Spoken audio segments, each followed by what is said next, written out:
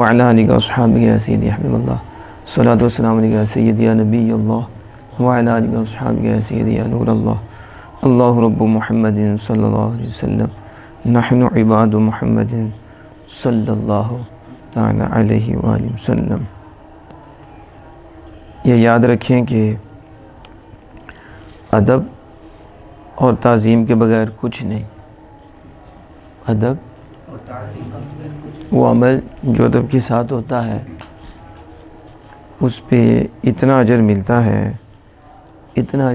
ہے کہ ہمارے پاس کوئی ایسا کاؤنٹر نہیں ہے کہ اس کے ذریعے ہم گن سکیں کہ اللہ عز و جل نے اس پہ کتنا اجر و ثواب عطا فرمایا ہے۔ اب آپ پوچھ سکتے ہیں کہ اس کی وجہ کیا ہے؟ عمل تو ہوتا ہی ہے، لیکن جس میں توجہ ادب اور تعظیم کی طرف رہے اس عمل کی ویلیو کیوں ہے زیادہ اور اس پہ اجر کیوں ہے زیادہ؟ عمل تو ایک ہی ہے، میں بھی کرتا ہوں، فلاں بھی کرتا ہے، تو شریعت کے مسائل میں بھی سیکھتا ہوں، وہ بھی سیکھتے ہیں، شریعت کی کتب کو میں بھی پکڑتا ہوں، وہ بھی پکڑتے ہیں، درود شریف وہ بھی پڑھتے ہیں، میں بھی پڑھتا ہوں، استغفار وہ بھی کرتے ہیں، میں بھی کرتا ہوں، نماز پڑھتے ہیں، میں بھی پڑھتا ہوں، تو دین میں بھی پڑھتا ہوں، وہ بھی پڑھتے ہیں۔ پھر برابر ہونا چاہیے یا عمل برابر ہے؟ تو عمل ایک ہے اور بعد کے عمل کی وہ ویلیو نہیں، جو دوسروں کے عمل کی ویلیو ہے، جو قدر ہے، وہ جو اجر انہیں مل رہا ہے دوسروں کو نہیں مل رہا۔ تو ہم کہیں گے کہ ادب کی وجہ سے عمل کی قدر بڑھ جاتی ہے اور عمل کی ویلیو بڑھتی ہے، اس پہ اجر زیادہ نصیب ہوتا ہے۔ کیوں؟ کیونکہ اس کی توجہ اب اس کی طرف ہے جس نے حکم دیا ہے، جس نے، یعنی اس کی صرف عمل پہ توجہ نہیں ہے، صرف جس کے لیے عمل کر رہا ہے اور جس کے آرڈر کو فالو کر رہا ہے وہ اس کی طرف متوجہ ہے کہ وہ اس لائق ہے کہ اس کی عبادت کی جائے، وہ اس کا یہ شان ہے، اس کی یہ شان ہے، اس کی یہ عظمت ہے، یہ بس اس کی شان ہے کہ اس کا ادب کیا جائے، اس کی۔ تو اس نے بتائیں کسی اور شے کو مد نظر نہیں رکھا، صرف اس نے معبود برحق کو مد نظر رکھا کہ وہ اس لائق ہے، رسول اکرم صلی اللہ علیہ وسلم کی ذات کو سامنے رکھا، وہ اس لائق ہے کہ ان پہ درود پڑھا جائے، ان پہ بس۔ اس نے کس کو سامنے رکھا؟ اجر ثواب ثواب ملتا ہے، لیکن اس نے صرف مقام کو سامنے رکھا۔ کس کو؟ تو جب بندہ کسی کے مقام کو سامنے رکھتا ہے تو اسے مقام ملتا ہے، نیت مقام کی نہیں لیکن اسے مقام ملتا ہے، اسے عظمت ملتی ہے۔ اعلیٰ عظمت میں جو ترجمہ کیا ہے تو ترجمے میں کیا ہے؟ مقام کو مد نظر رکھا۔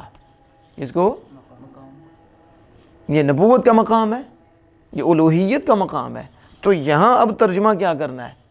ایک ہی لفظ کی نسبت اللہ عز و جل کی طرف ہے، ایک ہی لفظ کی نسبت انبیاء کی طرف ہے، ایک ہی لفظ کی نسبت فرشتوں کی طرف ہے، وہی لفظ ہے اس کی نسبت انسانوں کی طرف ہے، وہی لفظ ہے اس کی نسبت حشرات الارض کی طرف ہے۔ تو اب مقام دیکھ کر ہی ترجمہ ہوگا، کیا اس کے مناسب کیا ہے؟ اس کے مناسب کیا ہے؟ تو جو مقام کو سامنے رہتا ہے اسے مقام کیا ملنا ہے؟ اسے۔ تو جب آپ قرآن پاک کو پکڑتے ہیں تو بڑے دھیان سے پکڑتے ہیں، آپ باوضو ہوتے ہیں اور بعد دفعہ خوشبو بھی لگا لیتے ہیں کہ ہم نے قرآن پاک کو پکڑ کے پڑھنا ہے، پکڑنا بھی ہے، بڑے ادب سے پکڑیں گے آپ اور بڑے آرام سے رکھیں گے آپ۔ کیوں؟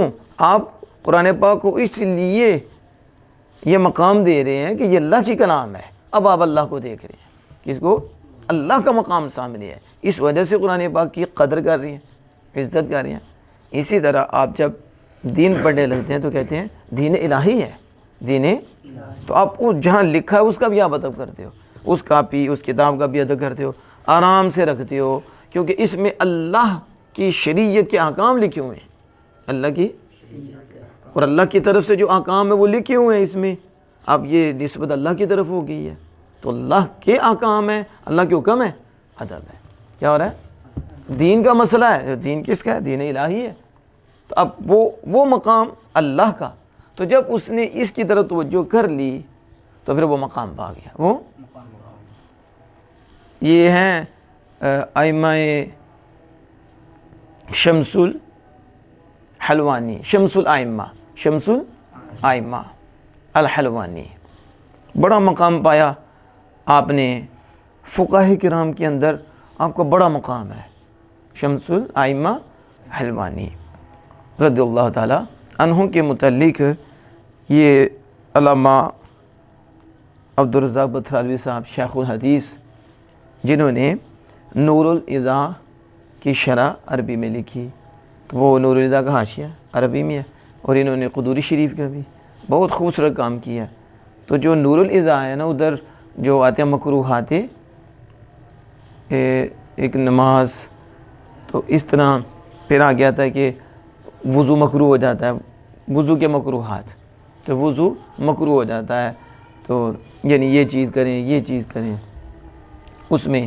تو ساتھ یہ بھی ہے کہ کیا کس کے لیے وضو کرنا واجب ہے اور کس کے لیے واجب نہیں، سنت ہے اور مستحب ہے۔ کیا ہے؟ مستحب، یعنی وضو کرنا لازم ضروری نہیں کہ مستحب ہے۔ تو اس کے تحت نا آپ نے حاشیے میں لکھا کہ یہ جو شمس الائمہ حلوانی رضی اللہ تعالیٰ عنہ ہیں، انہوں نے کہا کہ میں نے مقام یہ جو پایا ہے بالتعظیم، تعظیم سے پایا۔ کس سے؟ اب یہ چیز جو میں نے ایک بیس اور بنیاد آپ کے سامنے رکھی ہے نا، وہ اسی پہ رکھی کہ انہوں نے کہا کہ میں نے مقام پایا، تو کیسے پایا؟ بالتعظیم۔ کسے؟ یعنی میں نے عقل سے پایا، میں نے بڑی عبادت کی، دن و رات ایک کر دیا، تو میں نے مقام پایا۔ یہاں یہ نہیں لکھا، کیا لکھا ہے؟ میں نے یہ مقام پایا تعظیم سے پایا۔